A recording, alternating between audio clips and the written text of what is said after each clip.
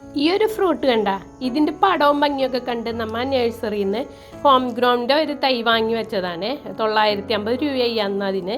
കെസസു എന്നാണ് കേട്ടോ അതിൻ്റെ പേരൊക്കെ അന്ന് നഴ്സറിക്കാർ പറഞ്ഞത്. 3 വർഷമായി നമ്മളോട് ഇത് കാക്കിന്.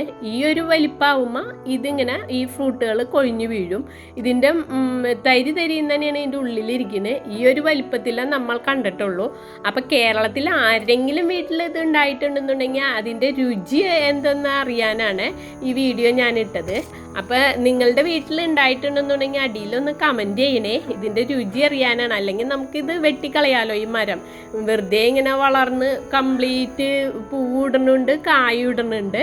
എല്ലാ വർഷവും ഇത് തന്നെയാണ് പതിവ്. 3 കൊല്ലമായിട്ട് നമ്മൾ തുടർച്ചയായിട്ട് കാണുന്നതാണ്. അപ്പം നല്ല രീതിയിലാണ് നമ്മൾ ഇത് നട്ടതൊക്കെ കേട്ടോ. 1.5 അടി താഴ്ചയിൽ കുഴിയൊക്കെ എടുത്ത് അതിൽ ജൈവവളങ്ങളൊക്കെ ഇട്ട് അത് കഴിഞ്ഞ് തൈ നട്ടുന്നതിട്ട് അതിന് ചുറ്റും വളമൊക്കെ ഇട്ട് കൊടുത്ത് എല്ലാ വർഷവും പുല്ല് വെട്ടിയിട്ട് എല്ലുപൊടിയൊക്കെ ഇടാറുണ്ട്.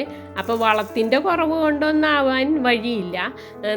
മരം നല്ല വളർച്ച എത്തിയിട്ടുണ്ട്. അപ്പോൾ ഇതിൻ്റെ രുചി അറിഞ്ഞിട്ടുള്ളവർ ഒന്ന് അടിയിൽ കമൻറ്റ് ചെയ്യാൻ മറക്കരുതേ. ടേസ്റ്റ് ഇല്ലാത്ത ഫ്രൂട്ട് എന്നുണ്ടെങ്കിൽ നമുക്കിത് അധികം നിർത്തേണ്ട കാര്യമില്ലല്ലോ. നമുക്ക് വെട്ടിക്കളയാലോ. വേറെ നല്ല ഫ്രൂട്ട് നടാനാണേ.